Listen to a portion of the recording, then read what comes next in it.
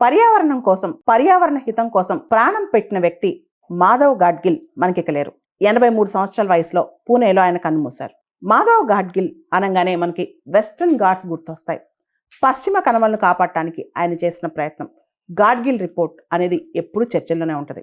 Western ఘాట్స్లో 75% echo sensitive zone అని చెప్పి దాన్ని కాపాడాలని చెప్పి ఆయన ఇచ్చిన రిపోర్ట్ ఇప్పటికీ మనకు గుర్తుంటుంది.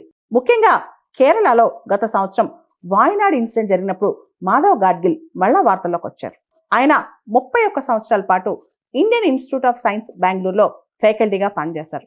అంతేకాదు భారతదేశంలో చాలా గొప్ప చట్టం బయోడైవర్సిటీ యాక్ట్ డ్రాఫ్టింగ్లో కూడా ఆయన పాత్ర చాలా కీలకమైంది. ఇండియన్ ఇన్స్టిట్యూట్ ఆఫ్ సైన్స్ బెంగళూరులో మాధవ్ గాడ్గిల్ గారు పనిచేసేటప్పుడు సెంటర్ ఫర్ ఎకలాజికల్ స్టడీస్ అని చెప్పి ఒక కంప్లీట్ అప్లైడ్ రీసెర్చ్ సెంటర్ ఒకటి తీసుకొచ్చారనమాట. దానిలో ట్రైబల్స్ కావచ్చు, ఫార్మర్స్ కావచ్చు, ఫిషర్ మ్యాన్ కావచ్చు, అందరితో కొలాబరేట్ అవుతూ అందరి దగ్గర సలహాలు తీసుకుంటూ ఈ సెంటర్ ముందుకెళ్తుంది. మాధవ్ గాడ్గిల్ గారు రాజీవ్ గాంధీ గారి హయాంలో సైంటిఫిక్ అడ్వైజరీ కౌన్సిల్ మెంబర్గా పనిచేస్తూ చాలా సలహాలు ఇచ్చారనమాట.